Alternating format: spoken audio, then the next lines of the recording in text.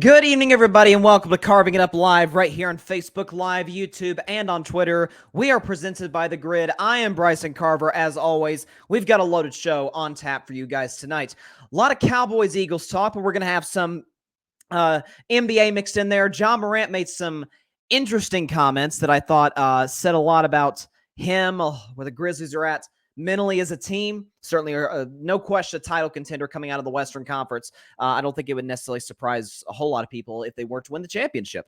But I'll talk about what he said later on the show. Also, some real hypocrisy coming from a head coach attacking one of college football's top quarterbacks. And it speaks to a problem that some coaches are just going to have to flat out wrap their arms around and stop being so darn rigid on this issue. I'll talk about that later in the show. And at the end of today's show, very, very big matchup to start Week 16 in the NFL season. We're in the last 3 weeks of the regular season. It's crazy. It is the Jacksonville Jaguars and it is the New York Jets. For the Jets, this is kind of a do-or-die situation because they lose tonight, then they're out of the playoffs by 2 games with 2 games to play. So they're going to really need stuff, to go their way. They don't control their own destiny, but a win tonight, albeit with Zach Wilson under center, would go a long, long way in helping their cause. But I wanted to start with what's been, I think, the biggest story in the NFL this week, and that's been Jalen Hurts' injury. Obviously, for those who don't know, Jalen Hurts is going to be out for this Saturday's game against the Dallas Cowboys due to a right shoulder injury. It's his throwing shoulder. And according to multiple sources, this looks to possibly end his regular season. Like this looks to be serious enough to where he's not going to play the rest of the regular season. They think he'll be ready to go in the postseason. First of all, if this injury is going to happen, which obviously, you never, ever hope for injuries, especially to the game's best players. If this were ever going to happen, though, in the season for the Philadelphia Eagles, now's the time to have it happen because you're 13-1. And the beauty for the Eagles is this. Not only are you 13-1, not only do you need to win just 1 game out of your next 3 to win the NFC East, but you just got to win 1 game out of your next 3 to clinch the top overall seed in the NFC, which we all know is oh so valuable because due to this new playoff format, now only the 1 seed gets a first round bye. Back a few years ago, the 1 and 2 seed got a bye. Now it's just the 1 seed, so it's highly coveted. Philadelphia is in all likelihood going to get it, but I don't think that there's a team in the NFL. When you think about all the teams that we think are title contenders out in the AFC and in the NFC, in this case with Philadelphia, I don't think there is a team more prepared to just survive without their starting quarterback, or at least we talk about the teams that have elite quarterbacks. No team is set up better to survive without their guy than Philadelphia because of who their backup is, Gardner Minshew. We talk about Gardner Minshew, and a lot of it is the Minshew media. Remember, he came on the scene in 2019, his rookie year, played pretty well for the Jacksonville Jaguars. Then in 2020 was part of the reason that Trevor Lawrence is a Jag because the Jaguars had the worst record in the NFL that season. Got traded to Philly last year, started a couple of games. Started 1 game against the Jets, and then started 2 games, played against the Jets and then played against the Cowboys in a game that pretty much meant nothing for Philly. But you're talking about a guy in Gardner Minshew. I've always said this about Gardner. I've always said, if you had to give me the choice today between Gardner Minshew and Baker Mayfield, give me Minshew. He's more accurate. He moves better in the pocket. His arm isn't going to blow you away, but it's better than Baker's. It's better than a lot of backups in the NFL. And this is a guy who is top, since he came into the league, is top 5 in the NFL in touchdown to interception ratio. 41 touchdowns, 12 picks. And so, yes, you talk about an Eagles offense that is completely built around Jalen Hurts, right? From the receivers to the tight ends, Dallas Goedert, one of the best tight ends in football, looks like he's going to be back this week for Philly, so that's a big boost for them. But you have a situation where, yes, the offense is built around Jalen Hurts, but you still have a ton of playmakers out there. A.J. Brown is pushing to be a top 5 receiver in the NFL. I think it's fair to say. Devontae Smith is one of the best number 2s in the NFL. Quez Watkins, not enough people talk about Quez Watkins as a 3 in his role, but as one of the best deep ball guys in the NFL. Okay, guy can break a 60-yard touchdown on you in the blink of an eye. Dallas Goedert, deep threat, great blocker, is a great security blanket for any quarterback, whether it be Jalen Hurts, Gardner Minshew, or anybody else. You've got Miles Sanders, who's had a great year, and you've got, to me, without question, the best offensive line in the NFL, that being the Philadelphia Eagles offensive line. And by the way, defensively, you've got not just one elite corner, you've got two elite corners. Darius Slay, James Bradbury. The Eagles' front seven is probably the second best in the NFL to the San Francisco 49ers. But their front four is no joke. Okay? So you talk about a guy in Gardner Minshew. Backup quarterback, yes. We've seen a lot of teams this year win with their backups. Cowboys won with their backups. Heck, the Niners are winning with their third string. That's how good the Niners roster is. Brock Purdy was the third string quarterback on opening day. They haven't missed a beat. Now, some of that could be because Brock Purdy, the gap between him and Jimmy Garoppolo and Trey Lance isn't massive, but he's still their third string quarterback. We've seen the Ravens win a lot of games with their backup quarterback in Tyler Huntley this year. Okay, Jacoby Brissett was at least competitive for the Cleveland Browns before Deshaun Watson came back. There's plenty of backups in the NFL that's won this year. If there's any team outside of the Niners that can win with their backup, it's Philadelphia. I mean, think about Kansas City. I don't know who Kansas City's backup is. Is it still Chad Henne? I'm not sure who their backup is. The gap between him and Mahomes is astronomical. The gap between whoever Joe Burrow's backup is and him, huge. The gap between, Josh Allen's back. Case Keenum, Josh Allen's not even close. Now, I'm not sitting up here and saying the gap between Hurts and Gardner Minshew isn't sizable, because it is. But we can make a case Gardner Minshew is probably the best backup in football.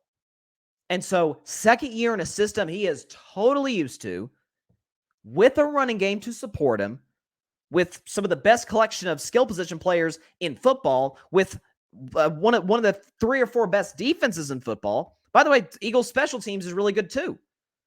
Eagles, after all, did lead the NFL in Pro Bowlers. So when we talk about backups that are in position to succeed, I don't think anybody's in a better position to succeed than Gardner Minshew is. Now, what I don't want to happen, because Dallas is a big favorite in this game. I think as it stands right now, is it -6? No, oh gosh, no, it's gone down to -4.5. So it's kind of fluctuated throughout the week in large part because of the injury to Jalen Hurts.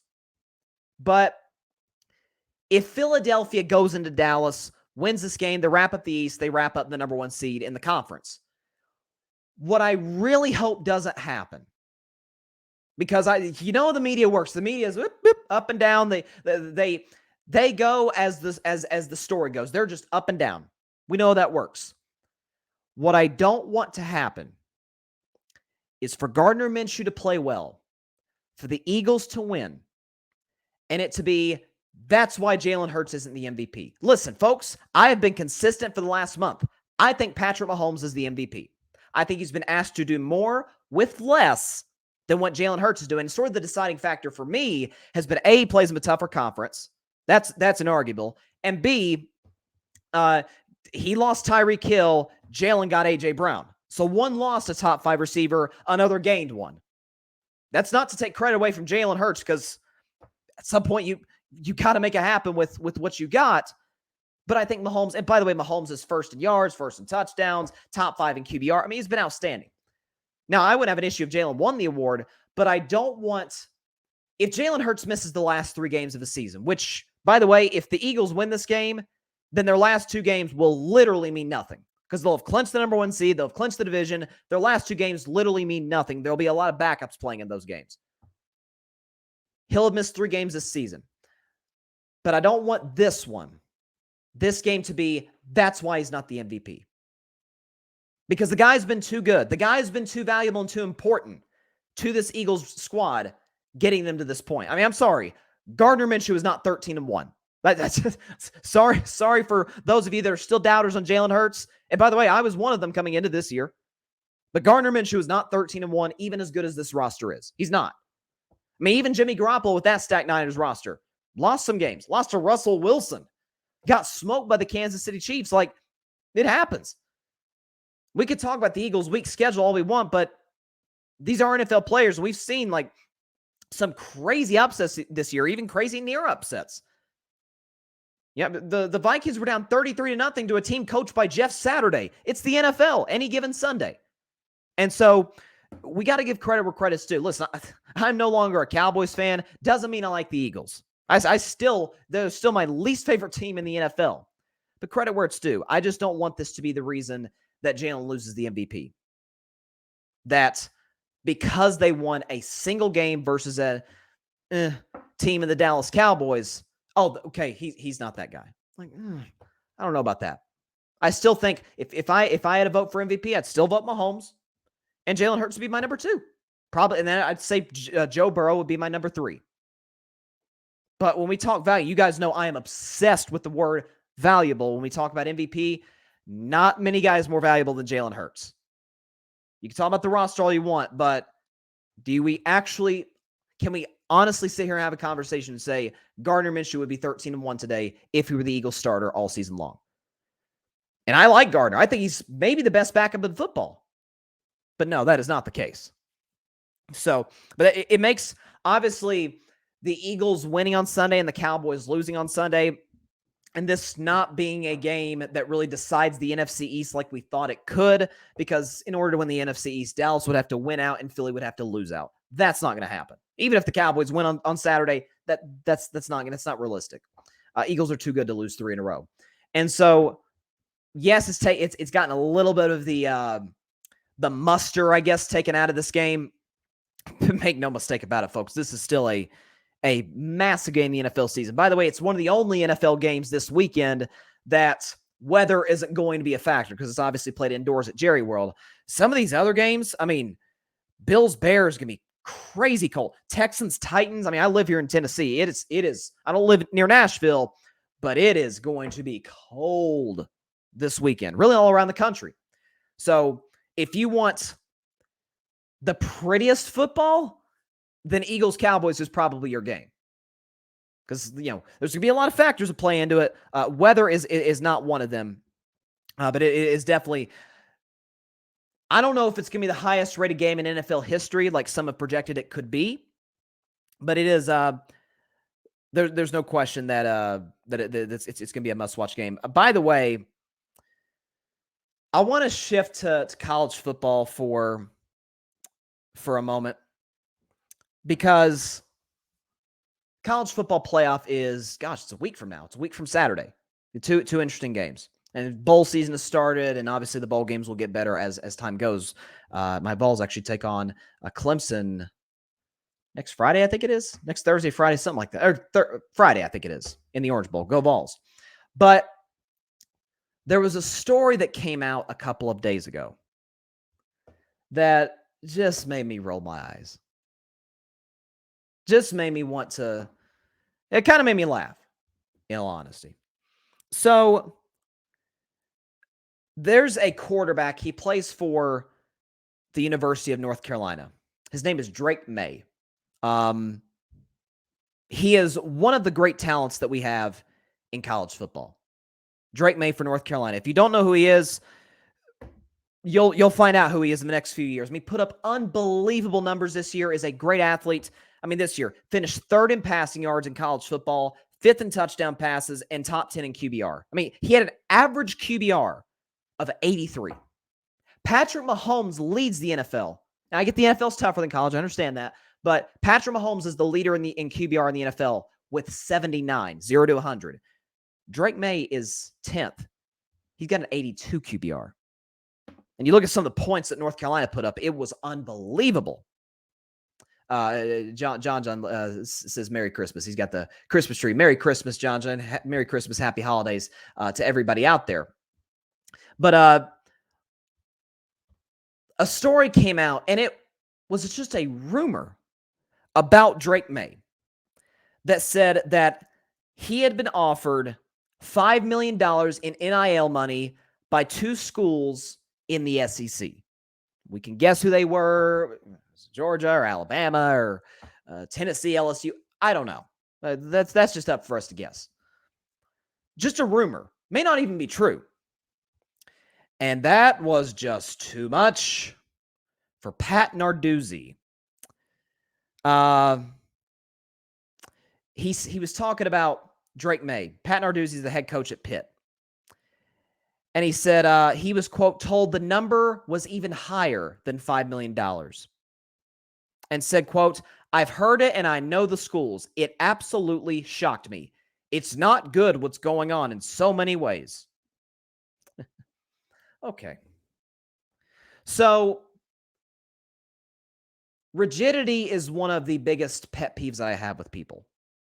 When they're so married to something that even when that specific something is not helping them at all, they are still going to stay true to it. Why? Tradition's sake. I don't know. It could be whatever. And this whole thing with coaches flipping out about this NIL money, you know what it reminds me of? It reminds me a lot of the holier-than-thou mentality that we see a lot with the Baseball Hall of Fame voting. Like this notion that it's the gentleman's game and that you have to conduct yourself in a certain way. There is no sport in America dirtier than Major League Baseball, and it's not even close. The scandals that the NFL and the NBA and the NHL, MLS, whatever, college football cannot touch Major League Baseball. But still, the voters have this mentality. It's very similar in college football. And it's great that a coach said this because we hold kids. Drake Maye's 19, 20 years old. Maybe 18, I don't know. He's a freshman. We hold kids to a higher standard than adults, than coaches who are grown men with careers, with families, etc. If a coach, right in the middle of the season, by the way, 2 of them did this last year. And for the record, I don't have an issue with either. Just want to put this on the record. I didn't have a problem with either coach doing this. But we had 2 high-profile coaches before their team's bowl game leave the program. Brian Kelly left Notre Dame for LSU. Lincoln Riley left like the day after Oklahoma lost the Bedlam to Oklahoma State. Lincoln Riley left Oklahoma to go to USC. Outside of those 2 particular towns, people didn't bat an eye. It was like back page news. Not that they left and went to these particular destinations, but just the outrage was like back page news. Nobody was discussing it. But if God forbid Bryce Young is a millionaire before he plays a college football game, cue the outrage. Yeah, Bryce Young's also going to be the number 1 pick in this year's draft. Bryce Young also just so happened to win the Heisman Trophy. Drake Maye just so happens to be one of the 10 best quarterbacks. Maybe you can even shorten that group in college football. And if you notice the programs that are embracing NIL, Alabama, Georgia, TCU, Ohio State, Michigan, Tennessee, North Carolina, pretty successful. The programs that don't, Pittsburgh being one of them. Pittsburgh, by the way, is a good college football school. They were projected to have an excellent season. They were 8-4. They were kind of average. When you don't adjust, it's kind of like the one and done thing in college basketball. When some of these coaches refuse to embrace the one and done culture, how often did their teams make it to March? Not often. How many national championships those coaches win? Not many. Compared to the coaches that did. So we can hold to certain traditions. Listen, traditions have their place. There's nothing wrong with them. But when we get to a point where we are actually angered that a college athlete is making money in just about every other industry, exceeding sports, you are paid for whatever your production is. Drake Maye is one of the best college quarterbacks in the country. So is Caleb Williams, Hendon Hooker, Cam Rising at USC, I think is really good. You think about guys like Bryce Young, CJ Stroud. These guys are really good. Should be paid. And I've always, to use a Gen Z term, I try not to let things trigger me. Again, to use a Gen Z word. But this one does.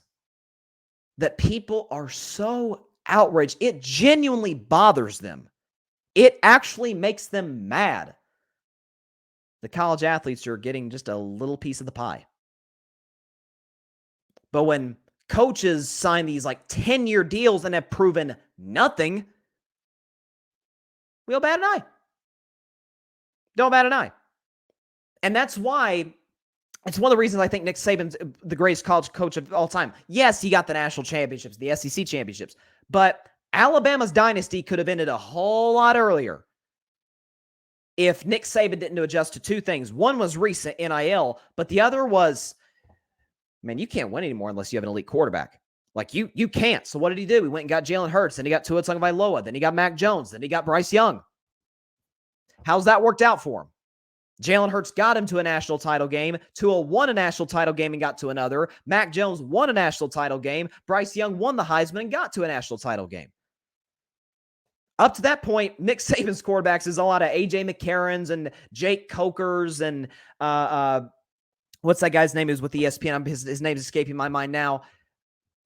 Guys who did nothing in the NFL. Adjusting, transitioning to whatever the landscape of the business or what the sport is. If you do that, you're going to be successful. If you were good beforehand, you'll be good after, as long as you transition. And so I get a kick out of how much it genuinely bothers not just some boosters and whatnot, but coaches.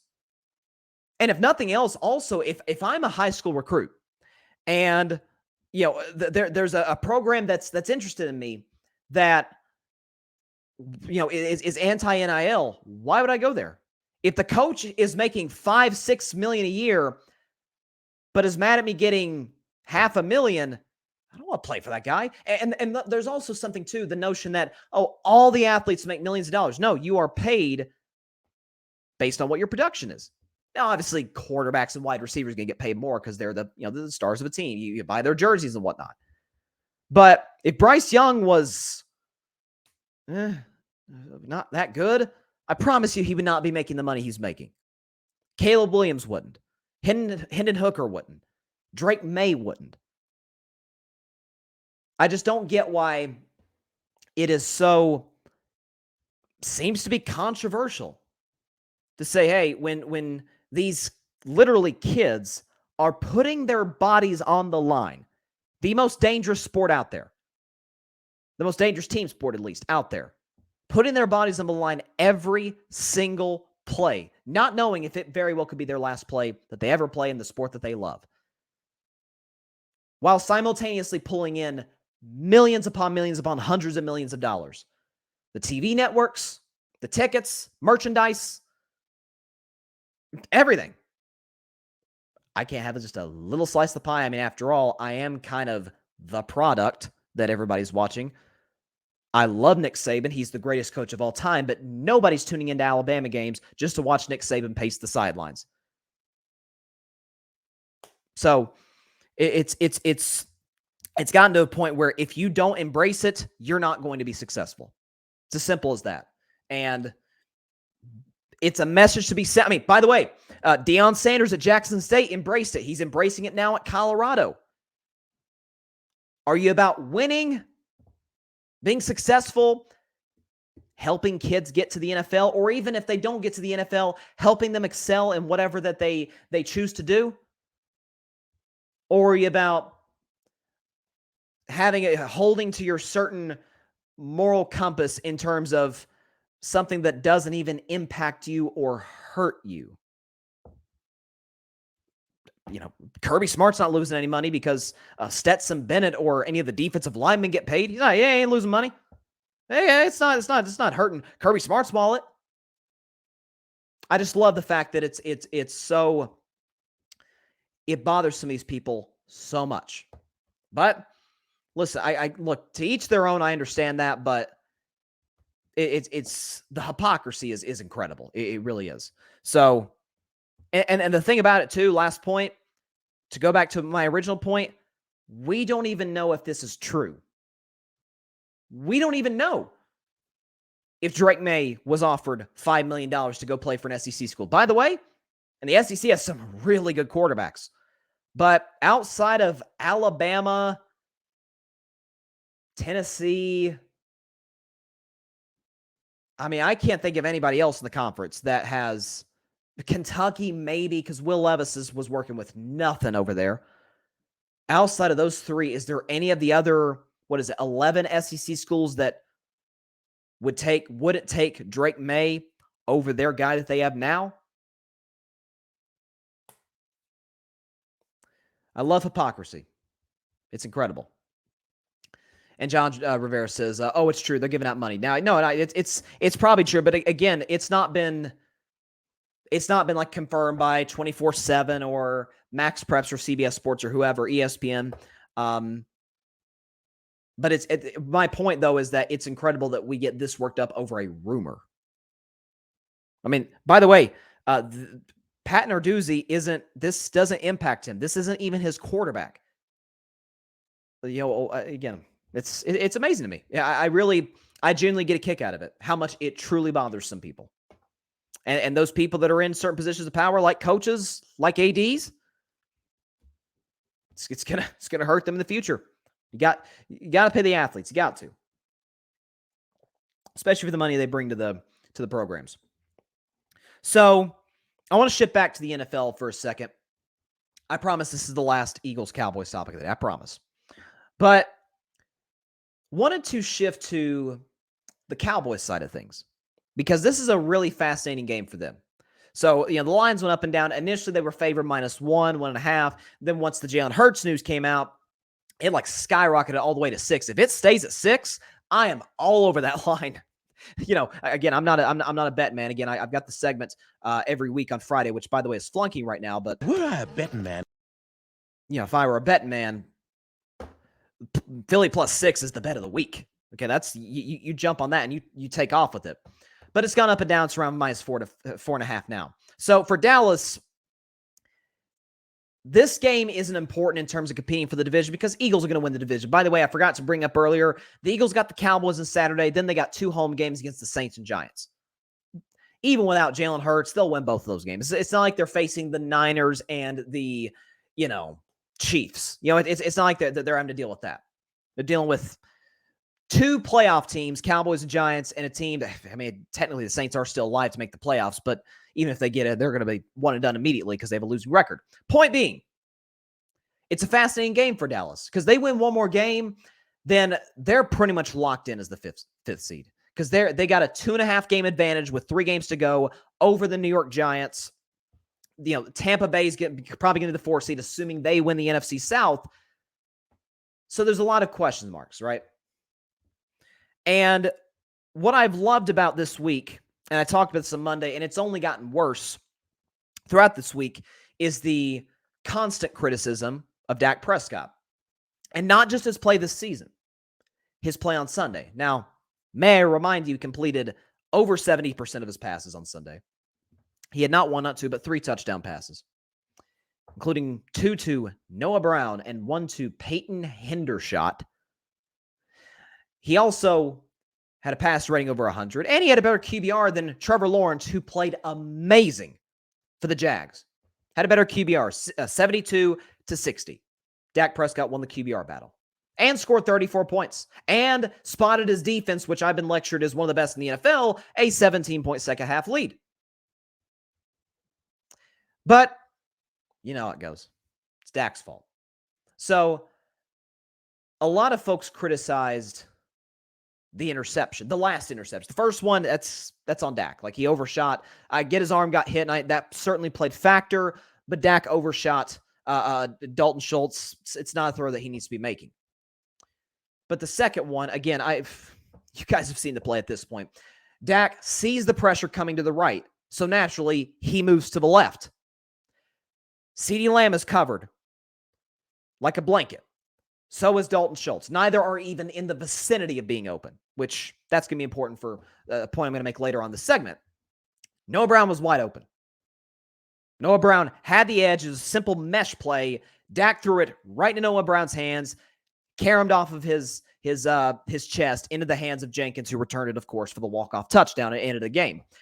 But this notion all week long that even though the defense, gave up 1,000 yards, even though the defense gave up 34 points, even though the defense had 1 sack, even though Mike McCarthy situationally left a lot to be desired again, we are most worried about the quarterback. So, I've talked about all season how Dak doesn't have help and blah, blah, blah. I mean, I've been saying this since before the first game was played this 2022 NFL season. Been saying this, since like the summer. But now I have actual data to back it up. Film, yes, but data as well. So before we get into the lack of help that Rain Dakota Prescott has, let's talk about, everybody's talking about the interceptions and this, that. He's not accurate, which is not true, but all the criticism that's come from every which way. Let's present to you, not my opinion. This is not my opinion. Facts. Here you go. I'll read it off for the podcast audience. This season, red zone completion percentage, Dak Prescott ranks first.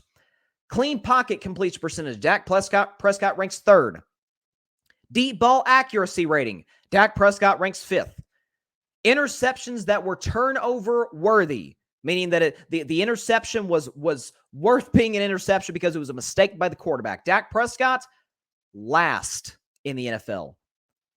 Scoring offense since week 7, which, by the way, for those of you who don't know, week 7 is when Dak Prescott came back from his injury, from the thumb injury. Scoring offense since week 7, Cowboys are first. And third down offense since Dak Prescott's return, also first. This is, of course, according to Pro Football Focus, which, what do they know? They literally sit down and watch film all day, all night. And there's this notion that, Dak Prescott has the 7th most Pro Bowlers in the NFL. Right? The Cowboys are second to the Philadelphia Eagles in Pro Bowlers. First of all, majority of those are on the defensive side. Guys like Micah Parsons, Trayvon Diggs and company. One of his Pro Bowlers is an offensive lineman, Zach Martin, who is his only good offensive lineman, which I'll discuss in a second. One of them is a running back, Tony Pollard, for as good as he is. Tony Pollard's had a great season. Doesn't catch a lot of passes. He is a receiving back, but he's not a wide receiver. Dak's not throwing him passes. Unless he's Christian McCaffrey, he's not going to get a ton of targets, right? And the other, CeeDee Lamb, which I think is debatable whether CeeDee Lamb should be a Pro Bowler. I don't love it, but anyways. But I've been talking about how Dak has a bad, not below average, bad receiving core. I'll prove it to you. Here's the graphic. Where Cowboys receivers rank in yards of separation. This is according to NFL Next Gen Stats. They tracked 118 players who have had at least 38 targets this season. 118 players. Dak's best receiver, CeeDee Lamb, out of 118 receivers, ranks 60th in yards of separation. That's his number one. That's his best receiver. Dalton Schultz, his tight end, who's a security blanket, not even a deep threat, is 70th in yards of separation. Michael Gallup, who's supposed to be Dak's number 2 guy, ranks 103rd. And Noah Brown, who of course dropped the touchdown, or dropped the pass that got returned for a pick 6. Out of 118 players, Noah Brown, 108th. The Cowboys as a receiving unit are last in the NFL in yards of separation. Another stat I forgot to bring up, Dak Prescott is also top 5 in tight window throws. Why is that? Well, A, he can, and B, he has to. Again, I'll put this right back up here. Lamb is 60th in yards of separation. Schultz is 70th. Gallup is 103rd. Brown is 108th. Not to mention that Dak's offensive line, who people have raved about, is one of the best offensive lines in football. They are the last ranked offensive line in the National Football League in pass block win rating. Last. So, when we talk about actually watching the games, and there's been this huge narrative about how Dak's costing his team with picks and this and that, when again, the numbers show that he's last in the NFL in turnover-worthy plays that were interceptions. A lot of them have been off the hands of Noah Brown. I can think of 2 instances that was the case.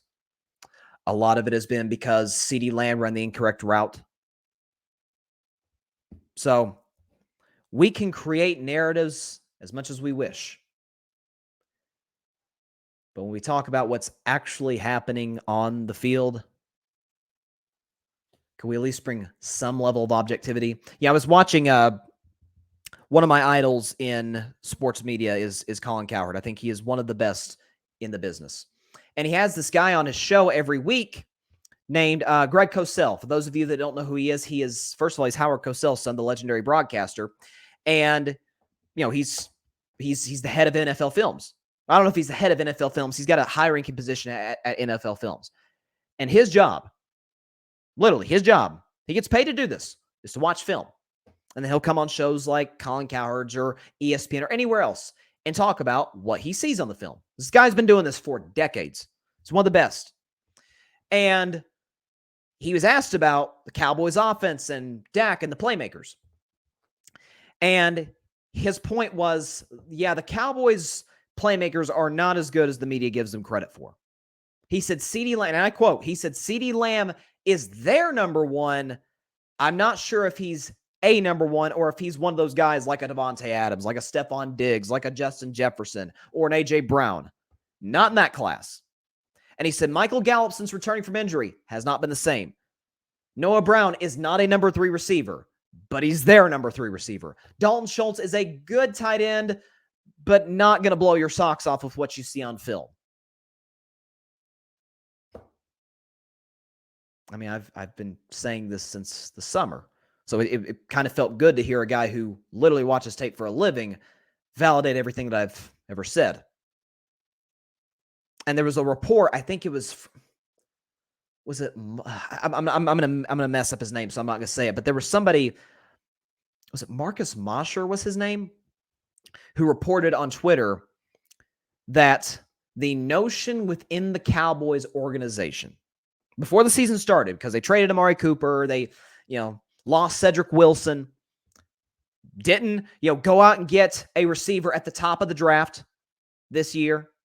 They took a left tackle who's one of the most penalized players in the NFL. It was the most penalized player in college football at Tulsa. But the notion among the Cowboys front office was, let's see if Dak can carry us. First of all, pass that test led you to another playoff season, which you had not seen since George W. Bush was president. So Dak did that. Got you the playoffs again, which he's done over half the time he's been in Dallas, despite all the controversies, limited head coaches and limited rosters, and not to mention the most vocal and meddling owner in the NFL. Jim Irsay's given him a run for his money, but it's still Jerry Jones, the king of that department. But my thing was, you got to be kidding me. They give Josh Allen, Stephon Diggs, and Gabe Davis and Dawson Knox some of the best wide receivers in the league. They give Kyler Murray the big deal he got. DeAndre Hopkins and Hollywood Brown. And before Kyler's injury, he was awful. When you talk about guys like, I don't know, a Tom Brady, who's one of the highest paid quarterbacks in the league. They give him Mike Evans and Chris Godwin and Russell Gage. And Tom's had arguably the worst season of his career. They gave Matthew Stafford Cooper Kupp. Up until he got injured, he was having the worst season of his career. Dak Prescott is given CeeDee Lamb, Michael Gallup, Dalton Schultz, and Noah Brown. And he gets the Cowboys to double-digit wins and to the playoffs again. The numbers don't lie, and the eye in the sky don't lie, that being the film. And what's going to happen, by the way, is Dallas is probably going to lose to Philadelphia on Sunday. I don't usually preview my predictions before Friday, but I have a very good feeling that Philadelphia is going to win and probably win fairly convincingly. And number 4 is going to get the blame. Despite facing a great front seven with a bad offensive line, and despite facing a great secondary with a bad receiving core. If Dak wins this game, I mean, come on. At that point, I don't know what more you can say. It's kind of like what Lamar Jackson's done for years in Baltimore. Look, they haven't gone so much as to give Lamar Jackson a number 2 receiver, much less a number 1. I mean, Devin Duvernay is his number 1 receiver. He's a kick returner. And still Lamar's putting up the numbers he's been and was in the process of getting to the Ravens to the playoffs this year up until he got injured. So I rest my case once again. Now, I want to move on to the NBA for just a second because there was something that happened recently that I thought was really interesting involving, without a question, one of the best players in the sport. So Ja Morant, you guys know who he is. He's the most athletic point guard, maybe the most athletic player in all of basketball. Okay, and Memphis has just as good of a chance as anybody to win the Western Conference and, dare I say, to even win the NBA championship. But he was talking to Malika Andrews of ESPN. And by the way, Ja Morant's having a phenomenal season. He's averaging 27 games, 6 rebounds, and 8 assists. Like, he's been great. He's been typical Ja Morant. But he was asked about who he sees in the way of the Grizzlies, because the Grizzlies, like I said, are without question championship contenders. He was asked, who's in y'all's way? And he said, quote, he has his eye on the Celtics. Malika Andrews asked, no one in the West? Ja Morant's response, nah, I'm fine in the West. This is interesting. So obviously the East is better than the West. I'll give Ja Morant that. The Eastern Conference it's kind of like the AFC and the NFC. Eastern Conference is better than the Western Conference. I mean, Brooklyn is probably the 3rd or 4th best team. They look really good right now. But Boston and Milwaukee are clearly better than the Brooklyn Nets. They're better defensively. They're more efficient offensively. They're not as reliant on their number 1 player. Like, Milwaukee can win if Giannis isn't Superman. Same case with Jason Tatum in Boston. Brooklyn, they kind of need KD to be amazing in order to win against good competition. But out in the West, Ja Morant is sneezing at a lot of teams. New Orleans has beaten Memphis this year with no Zion. New Orleans has veterans and has incredible young players. Willie Green is arguably the best young coach in the NBA. He's done a great job, changed the culture in New Orleans. And who knows, maybe the Pelicans go out and make a move or two at the trade deadline. Not putting it past them. They got plenty of assets to do so. Keep in mind, there are teams out there like the Dallas Mavericks. Luka Doncic has done something that Ja Morant has not. Gotten to a Western Conference Finals. And by the way, in order to get there, beat a highly superior team in the second round, being the Phoenix Suns. Now, did the Phoenix Suns self-implode in some ways? Of course they did. It feels like they're self-imploding right now with the dynamic between the head coach Monty Williams and the big man DeAndre Ayton. And you're going to laugh when I say this. It's okay. You have every right to. Golden State did just eliminate Memphis last year. You say, well, this isn't the same Golden State team. Bryson, they just lost to the Knicks by 38 and were down 40 at halftime to the Brooklyn Nets. Yes, they were.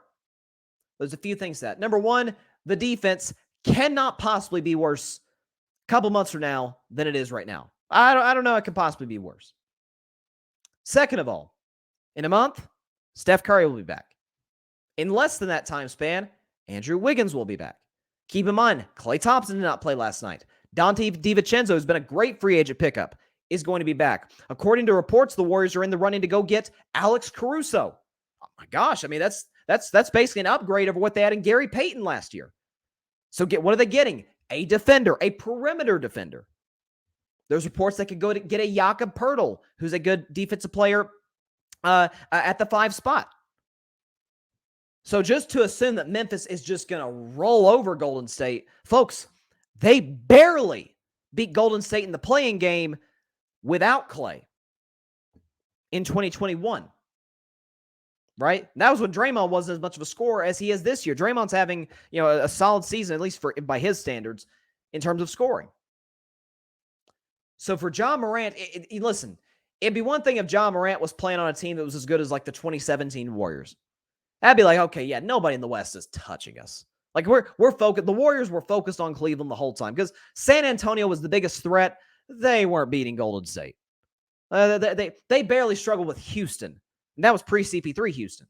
Point being, for Ja Morant, a guy who, need I remind everybody, as great as Ja Morant is, he's won one playoff series. And a lot of that was Minnesota just kept shooting itself in the foot. Blew a lot of big leads in that series.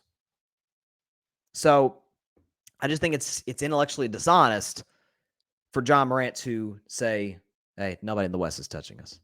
New Orleans is very much in the way. You think about teams like, say, the Clippers. I don't think the Clippers are going to go as far as some people give them credit for, but still a very good team. Denver's a very good team. They're the number one seed right now. Jokic is playing great. The supporting cast around him is playing great. And make no mistake about it, folks. Golden State is going to be back. Whether y'all like it or not, even as bad as it looks right now, worst road record in basketball. It's an 82-game season. And keep in mind, there was a team that made the NBA Finals last year that got up to a rough start in the first 2 months. That's the Boston Celtics. Remember, Boston was, just barely hanging around 500 going into the new year. From January to April, they had the best record in the NBA. Got themselves a 2 seed, won in the playoffs, came within 2 wins of winning a championship. It's a long, long season. Teams will make deals at the deadline. Younger guys will improve. And ultimately, the best players will show themselves. We know how great Steph Curry is. We know how great Ja Morant is. And Kevin Durant and Giannis Antetokounmpo and Luka Doncic. So, I'm just saying, Ja is... I have no issue with Ja having a strong opinion or talk at his talk. He's a great player. Top 10 player in the league. But he's talking as if he's a guy who has rings on his finger. Or a guy who has advanced in the playoffs numerous times. He's won one playoff series. Okay? And even that second round series, a lot of people say, well, if he had been healthy for the Golden State series, they'd have won. Really? Lost game 1 with Ja. Lost game 3 by 40 with Ja. As a matter of fact, the Grizzlies looked better in the last 3 games of the series when they did not have Ja Morant than the first 3 games of the series when they did have Ja Morant. Jaren Jackson was able to step into a bigger role. Desmond Bane was. The bench was great. Steven Adams was a force inside against, a little bit of an undersized Golden State team. Make no mistake about it. Remember when Jaren Jackson last year was talking about Golden State? He was talking about, strength in numbers, Klay Thompson after game 6 against the Celtics, after popping some champagne, remembered that. The best athletes, the champions, they remember this stuff. Golden State will be back. Memphis will be a threat. Matter of fact, I think the Grizzlies are the Warriors' biggest threat. But again, Ja is talking as if he is won consistently in the playoffs, has advanced in the playoffs, has a ring, heck, has a finals appearance. I'm just saying. We do, though, have a big game tonight. And listen, it is the holiday season. It is the Christmas season, whatever you celebrate. And there's a lot of things that we all want for Christmas this holiday season, right? We all do. But what I wanted for Christmas, the NFL gave it. We've got 4 of the next 5 days have NFL games. 4 of the next 5 days have NFL games. We've got tonight's game between the Jets and the Jaguars that I'm going to predict in just a second.